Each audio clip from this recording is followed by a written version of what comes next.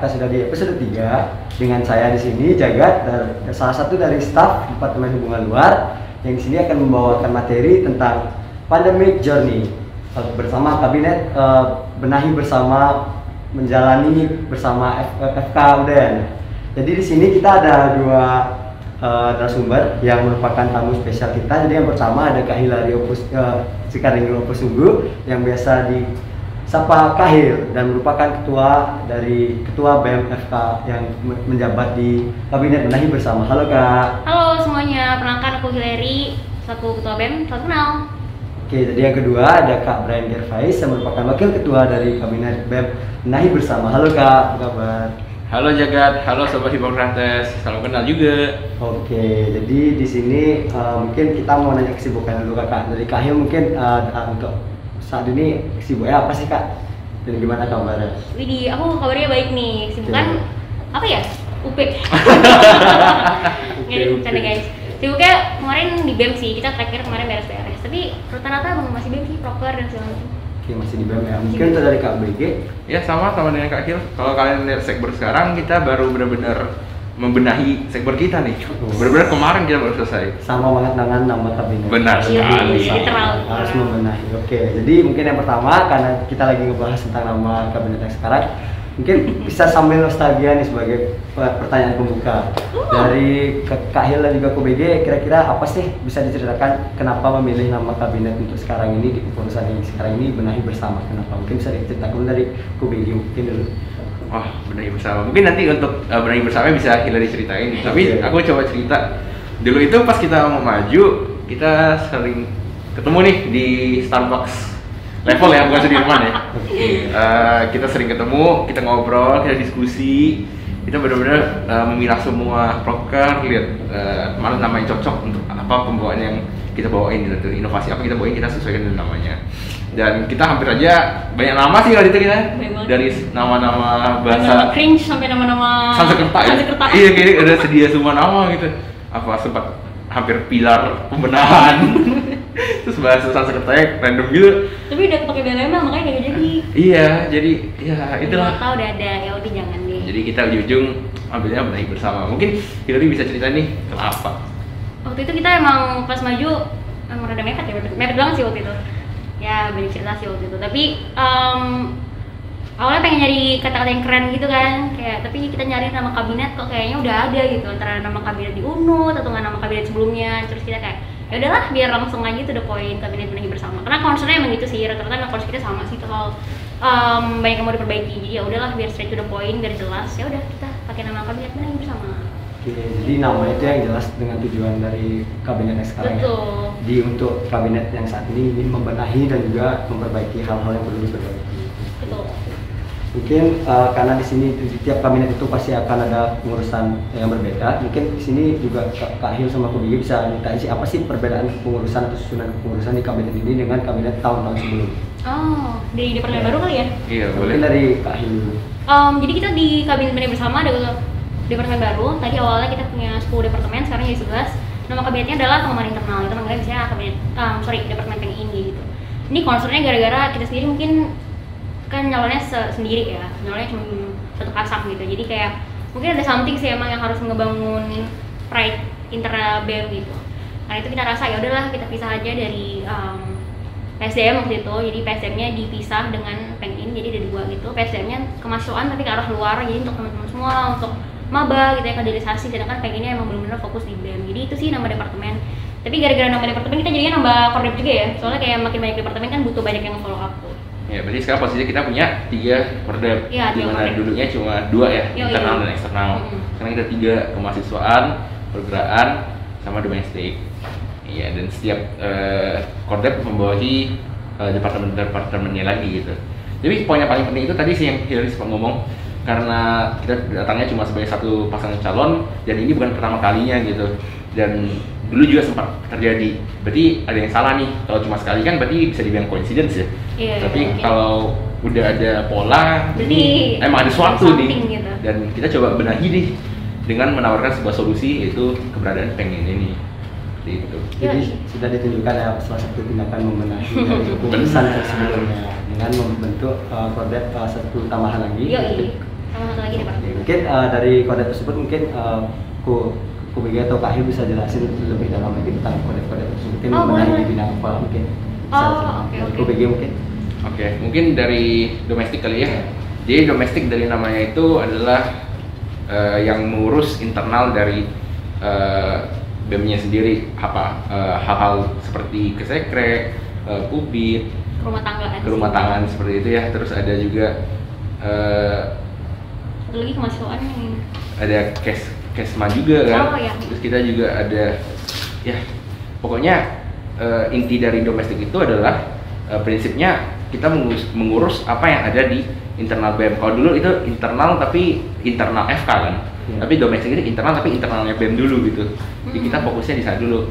Terus kalau kayak kemahasiswaan gitu, itu urusnya ya mahasiswa FK gitu kan banyak tuh dari PSDM, terus ada MIKAS, terus ada Dagri, terus ada PENGIN juga. Itu teman-teman semua ngurusnya di kemahasiswaan yang ada di mahasiswa FK. Mungkin dari pergerakan? Kalau di pergerakan jelas sih, mungkin di kabinet sebelumnya namanya eksternal ya, jadi emang arahnya keluar, bergerak keluar gitu.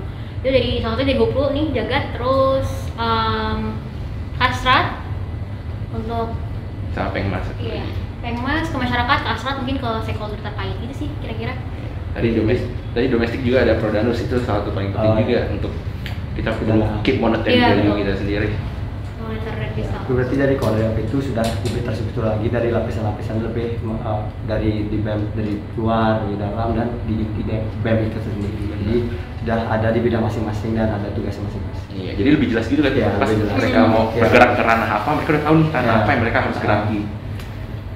Oke, mungkin dari berbicara tentang benahi, mungkin dari poin pembenahan yang mungkin sudah terpikirkan dari Ku Bega itu Kak Hil yang dari awal ingin menjabat, kira-kira poin-poin apa yang emang ingin Ku Bega atau Kak Hil itu benahi hingga nanti selesai dari kepengurusan atau mungkin ke depannya?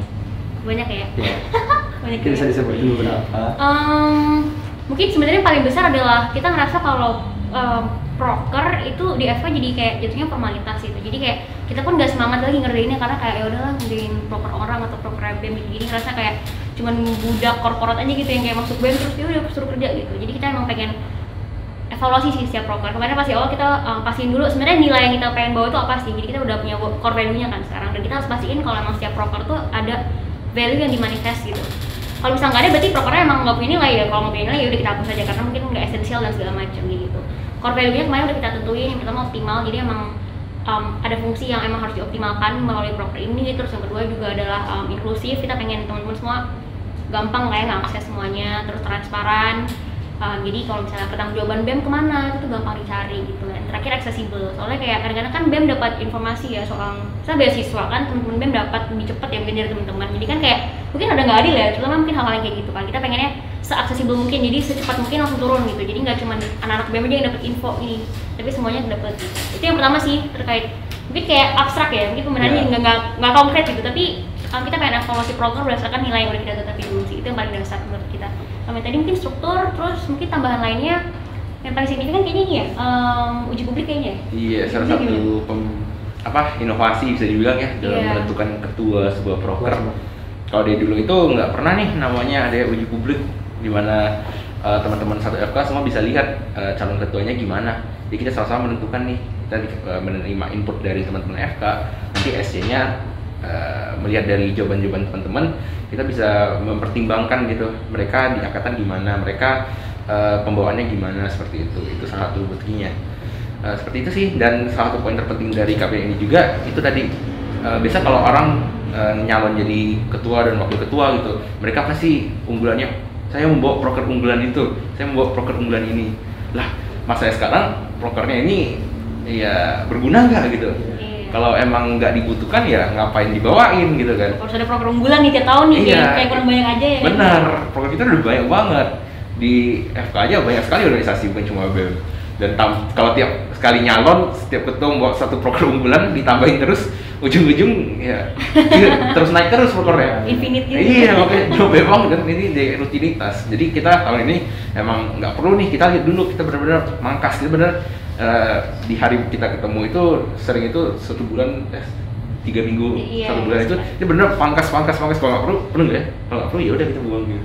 Kita pindahin proker ke departemen lain, ini lebih cocok di mana gitu. Kita benar-benar membenahi dari proker posisinya di mana, apa proker yang diperlukan. Kalau bukan cuma proker, fungsi juga. Iya, fungsi juga kita hafal. Iya, fungsi juga kita ada yang tambahin kayak penyerapan SDM gitu kan. Betul. Oh iya, penyerapan SDM ya. Iya, itu salah satu inovasi kita juga untuk fungsi, bukan proker, ini fungsi. Karena kita coba udah ngomong ke teman-teman di prodi lain gitu, prodi terus input mereka itu terkadang mereka katanya OR kepanitiaan tapi sering nggak terima gitu ya. Iya, itu doang yang terima, aku kapan nih gitu kan Iya. biasanya teman-teman. Jadi kita emang ngasih fungsi khusus ya untuk Bener. kalian bisa ngelapor nanti ke teman-teman PSDM, mereka punya fungsinya, nanti akan dibantu lah untuk dimaksimalkan gitu, kira-kira bisa masuk di proker mana. Karena jadi cycle aja sih kalau misalnya keterima proker, mau daftar lagi kayak kamu pengalamannya apa gitu. Nggak ada gitu. Iya kan kayak Terima. dunia kerja kan, kamu daftar pengalamannya minimal 4 tahun lah, Pak saya baru lulus gitu. Iya, nggak Jadi bisa kayak ya. kita bantu lah, harus dapat pengalaman basic dulu kan. Jadi silakan ntar bisa dihubungin. Itu dulu Begi pas siapinnya ini banget sih, keren banget sih. Benar-benar dia ngelis itu sama satu proker, semua departemen di list, terus semua prokernya di list, terus semua fungsinya di list, terus dia kasih stabilo. Kalau kuning dia pasti efektif, kalau misalnya merah ini dipertanyakan perlu kita out apa enggak gitu. Benar-benar satu sama dia. Dokter masih ada tuh. Masih ada dosen. Terus ada beberapa yang kita, oh ya ini pindahin ke departemen ini kayaknya lebih cocok karena kordemnya ini gitu kan, kayak lebih masuk ke domestik, terus kayak ini kita pindahin ke departemen baru, terus yang ini kita hapusin aja heal, terus yang ini tambahin di sini gitu sih. Dia sistematis banget sih kalau kerja, sama-sama bantu waktu itu.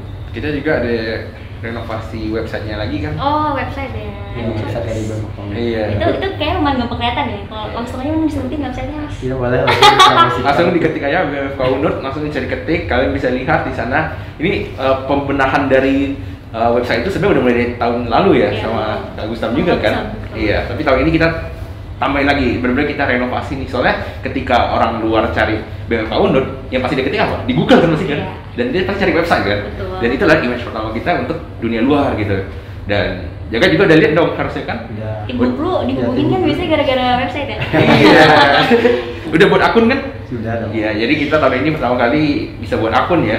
Iya. Iya. Jadi nanti OR kepanitiaan, nanti mungkin in the long run-nya bisa digunakan untuk sistematika SKP gitu. Kita nggak usah input manual, tapi itu perlu proses ya. Setiap Iya. pembenahan perlu waktu dan perlu proses dan perlu kontinuitas gitu. Oke, jadi tadi udah dijelasin gimana benahi dari maksud poin-poin yang ingin dibenahi itu dari merelasikan dan mentranspaksikan transparansi para mahasiswa-mahasiswa yang ada di lingkungan FK daerah.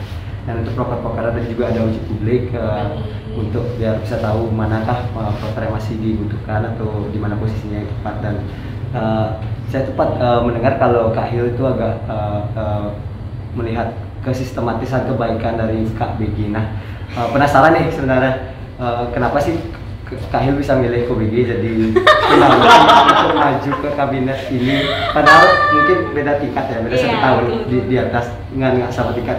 Kalau kita lihat dari kepengurusan sebelumnya, sinergi kita itu Kak Gustama dan Kak Keza itu sama angkatan 2000. Ini yang bikin pertanyaan siapa sih? Gimana sih kenapa bisa memilih KBG sebagai pendamping? Ini bisa jadi film sih Sayang, sebenarnya. sayang. Enggak bisa, aduh. apa juga itu. Gimana ya? Aduh banyak sih ceritanya. Jadi awalnya mungkin tahun lalu emang agak beda ya, beda banget sih mungkin. Dari 2018 emang kayaknya kata anomali sih dari SSK-nya kayak sampai akhir kayak emang 2018 paling aneh. Tapi kita sampai di kesimpulan ketika waktu itu BEM memang mungkin nggak ada penerus dan waktu itu aku sempat sakit jadi emang nggak bisa lanjutin gitu. Tapi akhirnya dengan dorongan dari teman-teman mungkin kayak oke lah tahun terakhir kita selesain aja gitu, kita tutup dengan baik lah, kita bungkus dengan baik di tahun terakhir. Jadi aku maju dan masalahnya waktu itu emang teman-teman yang di 2018 mungkin nggak ada yang bisa menyediakan waktu yang sama gitu. Terus ketemu BG kita awalnya nggak pernah kontak sih, pernah nggak ya? Kita nggak pernah seproker sih awalnya. Iya, Ya, tapi kita beda departemen juga soalnya. Iya, tapi kenal Tapi gitu kenal, tapi sih sama kenal. gue, tapi nggak pernah kerja Nggak bareng. pernah kerja bareng, tapi aku selalu dengar cerita dia karena mungkin dulu BLM ya anak-anak kasat sudah ceritakan kalau BG itu orang gini-gini, soalnya kan kita kerja bareng terus kayak oke, kita ngobrol-ngobrol dulu nih kayak gimana nih menurut lo gitu kan soal BEM dan segala macam. Dan kita sebenarnya punya personality clash nih, kayak kita orangnya beda banget, benar-benar berbeda gitu. Apa ya, dia peduli sama hal yang aku pasti nggak peduli dan aku pasti peduli sama hal dia yang nggak peduli gitu. kayak misalnya kayak perduitan, aku tuh anaknya sangat tidak teliti gitu, kayak aduh terserah lah, boros aja gitu. Tapi begitu bener-bener anaknya tuh bener-bener grounded, kayak ini beda 500 perak gitu, kita harus hemat gitu kan.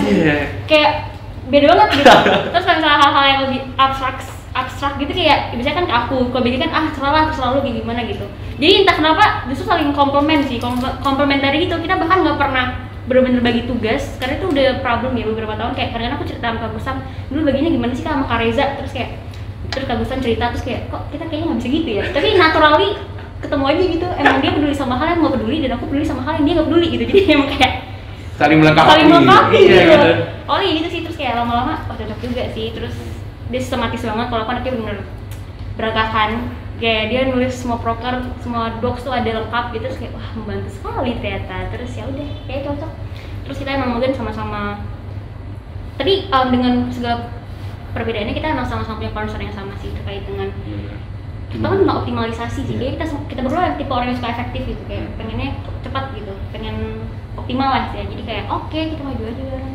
Terus kalau bonding mungkin lumayan oke sih kita ya, udah kenal. Terus juga mungkin naturally gara-gara suka sama kerjaannya, ya udah kita bonding lewat kerjaan dan segala macam. Tapi lama kita emang ya saling mau dikenal lah sama kita. Dan kita ini dua orangnya bisa dibilang dalam perspektif kita melihat dunia itu kita lebih ke arah ya udah kita progresif nih, kita lihat ke arah ke depan ini gimana yang bisa dilakukan, itu yang kita lakukan gitu. Ideal gimana, kita akan coba mencapai ideal tersebut dengan mencapai titik realitas yang sesuai gitu. Jadi ya iya betul. Iya, terus Hillary juga sistematis kok. Kalau kalian tahu sekarang kita pakainya Notion loh. Wah, sejak kapan kita pakai Notion? Ini pertama kali aku belajar Notion ya dari dia gitu. Sebenarnya Notion tuh sistematis gitu. Iya kan? Iya. Aku merasa banyak kerjaan kita yang rada apa ya? Kalau misalnya ditanya ketua BEM tuh ngapain aja gak gitu, kayak banyak hal yang banyak nggak tertulis ya justru, kayak misalnya ngecek surat ya, aku baru tahu setelah naik. Wah gila. Itu sih paling ngecek surat. Banyak banget. Terus kayak humas gitu di WA tuh harus standby dari dia kan, dari sponsor dan segala macam, kayak kan nggak tertulis ya. Kita sekarang pengen kayak punya jadwal gitu sebenarnya, kayak sehari-hari Hillary tuh ngapain, biar nanti kalau misalnya ke depannya dia mau ngecek tuh tahu oh misalnya sehari itu ada cek surat terus buka sambutan dan segala macam. Karena kayak banyak yang off the record gitu kan selama ini, terus kayak kaget gitu. Jadi itu sih mungkin yang membantu ya, apalagi ya soal sistematika dan lain-lain sih. Itu sih kita. Kalau sehari 5 jam untuk BEM ada nggak? Sehari berapa jam ya? Ada yang susah mungkin. Pasti ya? Ada sih. Ada kan? Ada. Ada aja kerjaan tuh. Kayaknya lebih ya? Ada nggak ya? Lebih. Personally kayaknya lebih ya. Oke. Jadi itu dari ceritanya bagaimana sih Kak Hil itu melihat atau saling melihat kalau Kak Ku begini berpotensi gitu loh, bisa membantu kita mau maju ke perusahaan Benahi bersama dan bisa sama-sama saling melengkapi satu sama lain. Oke, mungkin ngomongin tentang optimalisme dari tujuan yang Kak Hil dan Ku akan harapkan ke depannya. Kira-kira selama perjalanan 3 bulan ya, sudah 3 bulan untuk di kabinet udah hampir 6 sih. Ya 6 bulan itu kira-kira ada nggak sih kayak hambatan atau kesulitan yang maksudnya dari seluruh BEM di ini sih, bukan dari pihak ya, dari overall semua di BEM ini, adakah hambatan tersebut yang sudah dialami atau mungkin bisa dijadikan evaluasi mungkin untuk ke depan? Mungkin dari Kubi bisa. Kalau hambatan ya pasti semua organisasi, semua kegiatan ya kita pasti ada ketemu hambatan. Apalagi sekarang kita masih dengan pandemi, kita semua masih pakai masker kan, kita masih pakai hand sanitizer, kita masih susah menjaga kontak kita.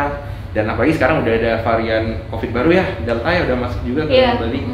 Jadi sekarang kita harus tetap menjaga protokol kesehatan, dan terkadang hal-hal seperti itulah yang menjadi hambatan kita. Kita ini adalah kabinet, bisa bilang kabinet pertama yang full online ya. Dan kita juga masih mencari bisa dibilang cara sistematika kerja secara full online ini gimana gitu. Kita harus menyesuaikan, karena kalau kita nggak bisa menyesuaikan ya kita bakal mati gitu.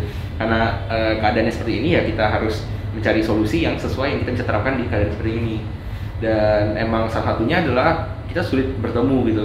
Teman-teman kita dari BEM bukan cuma dari asalnya dari sini, tapi tersebar luas gitu. Dan kadang untuk memastikan mereka datang ke sini itu bukan adalah hal yang mudah ya, karena kita nggak bisa memaksa mereka juga. Dan terpaksa kita kontaknya lewatan Zoom gini, lewat suara, lewat call, video call gitu. Zoom, Webex dan lain-lain. Jadi itu mungkin salah satu hambatannya sih, karena kita benar-benar harus mencari solusi untuk selama pandemi ini gitu. Sepakat sih aku. Mungkin kalau digambarin sebenarnya kayak antusiasmenya sih, kayak soalnya pandemi ngebangun apa ya, antusiasme ikut kegiatan, ikut BEM gitu. Soalnya kan kalau kita offline kan kayak lihat jaket BEM kan kayak keren banget nih jaket BEM nih, pengen jadi anak BEM. Terus kan kalau misalnya nggak bisa ngeliat itu secara langsung kan jadi kayak nggak dapet aja sih, nggak dapet pride-nya, nggak dapet antusiasme. Itu sih terutama yang paling susah. Jadi nyari cara bonding tuh harus extra effort yang pertama. Harus ada acaranya, kayak nggak bisa kayak ayo kita kumpul terus ngobrol-ngobrol, nggak bisa, kayak harus ada agendanya, terus ada acaranya gimana, terus habis itu durasinya sekian, protokolnya gimana, lokasinya di mana, dan segala macam gitu. Itu yang pertama. Terus yang kedua juga, kalaupun terkait bonding ya, kalau misalnya di bondingnya secara online itu butuh apa ya? Butuh taktik khusus sih, apakah main game ya kan, apakah di Zoom main game bareng, ataukah apa yang lain segala macam gitu, apakah pakai Discord dan segala macam gitu sih. Jadi emang di-push untuk jadi ekstra kreatif sih untuk nyari cara bonding. Tapi hambatan mungkin paling besar sih itu ya, sepakat sih. Kalau yang lain-lain kayaknya masih aman. Tapi paling besar memang pandemi. Ya, jadi sebenarnya juga sudah menjawab pertanyaan saya sih, yaitu cara adaptasi dari dan kami di masa pandemi. Saya kan karena kita sampai sekarang juga nggak tahu mau sampai kapan sih pandemi ini, belakangan juga makin naik kasusnya, kesadaran orang juga makin, ya bisa dibilang udah agak melupakan protokol kesehatan. Betul. Ya, jadi mungkin dari BEM Kaunu sendiri mungkin membenahi dari luar tadi kan sudah tuh, dari apa yang ingin dibenahi di lingkungan Kaunu. Mungkin dari dalam atau dari kepengurusannya mungkin orang-orang yang selama ini sudah menjadi pengurus di BEM Kabinet Bersama ini, benahi bersama ini, kira-kira cara membenahi di internalnya gimana sih? Mungkin dari Sekber dulu kali ya? Iya, mungkin boleh. Oke, boleh. Ini baru banget sih, jadi kayaknya mungkin belum banyak yang tahu. Tapi kemarin kita concern pertamanya adalah sekber, karena kita ngerasa kok nggak nyaman ya sekber buat rapat deh. Maksudnya buat ngumpul-ngumpul pasti cuma dikit, terus sering banyak sampah, terus banyak dokumen-dokumen yang kita sebenarnya juga nggak tahu asal dari mana gitu. Jadi kemarin kita kita harus benerin dulu sekber biar emang nyaman buat kumpul. Jadi kita emang kemarin perabot-perabot kita lihat lagi, kalau memang nggak perlu kita keluarin di sekber. Terus dokumen-dokumen kita cek satu-satu, ini tahun berapa, kalau misalnya enggak ya udah kita keluarin juga jadi sekber. Terus piala-piala, hal-hal yang kayak gitu dicekin satu-satu sih, di semua lemari, di segala macam laci kita cek. Habis itu akhirnya bersih nih, kita ngeluarin, kayaknya ada luas banget sih sekarang ya. Iya, jadi kita juga pindahin barang-barangnya kan. Iya, kita pindahin barang-barangnya. Raknya kita juga pindahin. Kan kalau menta ini sekarang udah luas banget, udah bisa tenis meja, tenis meja udah luas banget. Kayaknya nggak bisa di ini ya, harus lihat gambar atau nggak main ke sekber. Jadi teman-teman ntar main aja ke sekber. Lemari juga kita malah buang satu. Iya, terus kita juga dua kita buang. dua. Terus sofa udah rusak. Oh iya, juga. sofa yang rusak juga kita buang. Udah nggak bisa perbaiki itu, soalnya udah coba perbaiki dulu. Kita akhirnya beli meja baru, kursi baru. Terus itu yang pertama-tama sih, mungkin yang paling pertama teman dari dalam adalah bikin ini nyaman dulu. Memang kita konsepnya belum selesai sih, kita mungkin akan ngecat ya, ada beberapa dinding yang satu pasang yang mungkin emang kita pengen ini aja biar rapi, terus sampai proyektor ya. Iya. Melayar lah, jadi kalau misalnya mau rapat gampang, nonton bareng juga gampang ya kan. Terus apa lagi ya? Mungkin karpet. Oh, sama AC, kita lagi usahain supaya ada AC. Iya, bayangkan AC. Ada AC biar di lebih ruang nyaman aja. Apa enggak kayak kamar Saya kos. kemarin sempat kipas kita sempat hilang ya. Jadi ya, Balik sih. iya udah balik. Ya, ini nggak usah buka-buka ya. Iya. Jadi ada sesuatu di sana. Tapi salah satu yang paling keren di sekber yang tahun ini adalah kita beneran bersihkan gudang obat menurutku. Oh iya, itu benar. Iya. Iya, Ada berapa banyak obat di gudang obat ternyata? 450 kilo guys. Jadi ada kita Berapa? nyimpen obat 450 kilo. Setengah ton bisa dibilang ya. Jadi dalam ruangan kecil itu ada setengah ton obat yang bisa terevaporasi saja gitu. Jadi bahaya sekali. Di dalam ruang kelas kan mabuk. Itu dibersihin sama anak Pengmas kemarin, itu keren banget sih. Kita emang pakai jasa ngangkut, tapi awalnya mereka nggak buka satu gitu. Kan kalau obat tuh kalau ternyata ini aku juga baru tahu tahun ini ya. Ternyata kalau cara buang obat tuh nggak boleh sembarangan. Nggak boleh masukin plastik terus buang ke sampah. Itu tuh harus dilarutin dulu. Jadi dibukain itu satu, bingin ada strip pil terus dibukain itu satu. Masukin ke ember yang penuh air terus harus diaduk sampai dia melebur gitu. Baru airnya dibuang. Terus nggak boleh sembarangan juga. Terus kayak sekian setengah ton. itu sih yang paling OP sih Bang Mas. Keren sih. Jadi sekarang kalau masuk gudang obat benar-benar obat yang penting sedikit yang sesuai dengan kebutuhan dan juga tidak expired date yang penting. Betul. Jadi Dicek. Ya, bayangkan setengah ton di dalam sana. Udah berapa tahun itu? dan akhirnya kita bersihin. Sengapan. Aduh, Iya. saya nggak gitu ya. Iya, harusnya kita jual. Gitu dari sekber itu sih. Terus kalau ke staff-staff mungkin kita berdua, aku nggak tahu kenapa tapi Begi charming banget di angkatan 20. Dia punya banyak banget teman 20, kayak aku nggak ngerti tiba-tiba kayak aku habis ngobrol sama Julian, kayak aku nggak habis ngobrol sama ini, aku habis ngobrol kayak gitu ge. Jadi memang lebih dekat sih memang staff mungkin tahun ini ya. Banyak approach personal sih, banyak makan dan segala macam. Itu emang harus effort extra sih karena mungkin kita nggak bisa sering dulu kan ngumpulnya. Kalau aku mungkin berusaha kadang aku juga ke staff sih, kadang turun. Itu sih mungkin kalau ke staff biar mastiin mereka nggak ngerasa gimana sendirian dan segala macam. Itu sih kalau misalnya sisi emosionalnya ya. Kalau sisi ininya teknisnya mungkin ke cyber gitu. Soalnya dulu kan kalau mau ngobrol ya organik aja kan, kayak Iya. ketemu di kantin Nggak gitu. sengaja gitu kan. Itu apa kabar Pasar. gitu. Ketemu di lokal gitu kan, jadi kita langsung ngobrol bareng gitu. Ada ketemu Gitu banget. kita ketemu di mana. Jadi kalau sekarang itu ya nggak mungkin kan kita sekarang jarang ke Tamnet. Ngapain kita ke Tamnet sekarang terus ngobrol ya. Jadi ya nggak semudah dulu gitu. Biasanya aja kita dengar masalah kan dari ngobrol gitu, nongkrong di sekber atau nongkrong di Tamnet atau di mana. Kita dengar nih ada ini. Nah, kita juga mulai gali-gali gitu. Masih puluhan. Iya, kalau sekarang ya susah gitu ya. Itu sih. Tapi emang pandemi menurut aku kuncinya adalah namanya acceptance sih. Nggak bisa nyalahin pandemi terus. itu approach yang agak salah kalau kita nyalahin pandemi terus, karena emang harus diterima realitanya kayak gini. Kalau kalian nggak bisa adaptasi ya bakal hilang tuh organisasi, jadi mau nggak mau harus diterima.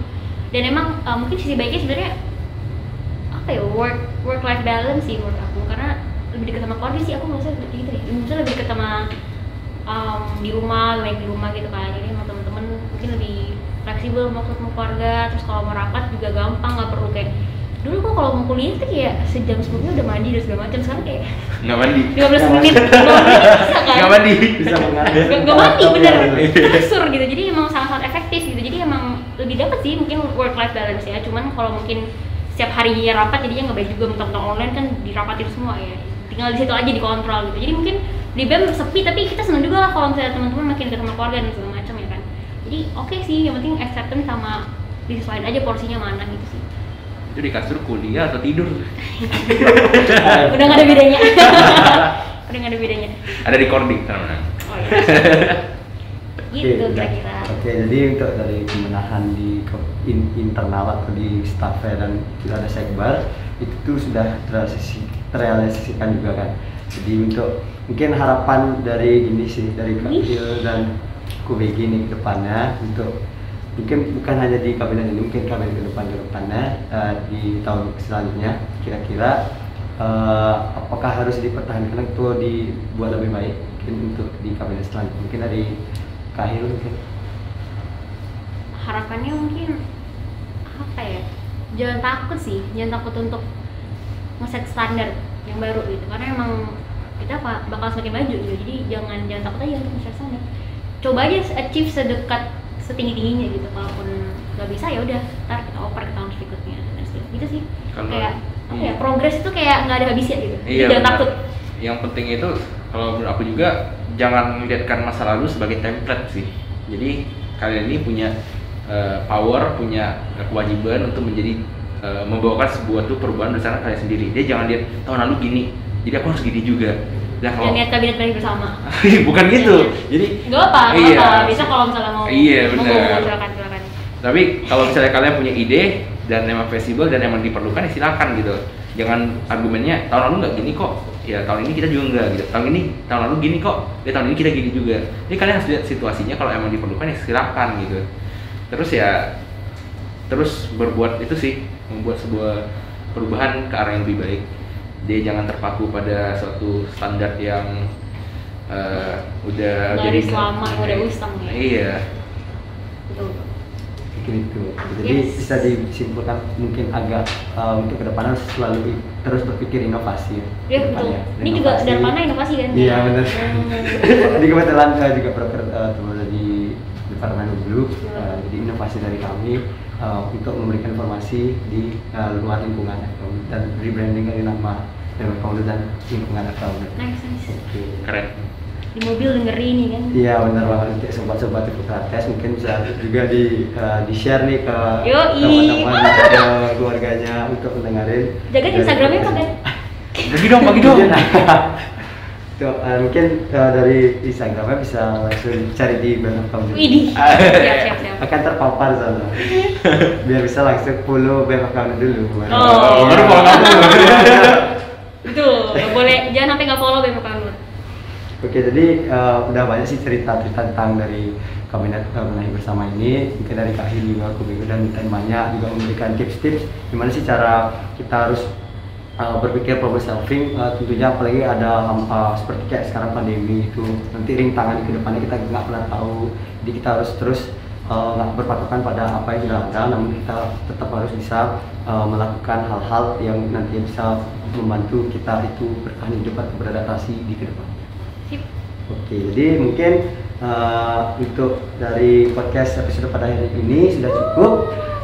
Sebelumnya kami dan saya di sini akan mengucapkan terima kasih banyak Terima untuk Kak kasih, Il dan juga Jagat. Kiki sudah mau berbincang-bincang beberapa menit tadi.